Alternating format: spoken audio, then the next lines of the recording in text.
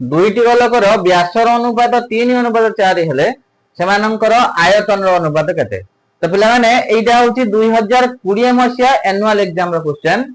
देखो व्यासर अनुपात होला हमर 3:4, व्यासर अनुपात जहा हुए व्यासार्धर अनुपात मध्ये सेया हुए, तण व्यासार्धर अनुपात मध्ये सेई केते हबना 3:4। एवं जते बेला हमें आयतन बाहर करछु सेते बेला हमें व्यासार्धर घन बाहर करछु, सेहि पई कि व्यासार्ध मानकर जो अनुपात अछि सेमानकर घनानुपात हबो कोन ना आयतन मानकर अनुपात। तो 3:4 रो घनानुपात केते हबो 3 रो घन 27 अनुपात 4 रो घन 64, ता माने 27:64 हबो। तो ऑप्शन डी हबो हमरो करेक्ट ऑप्शन।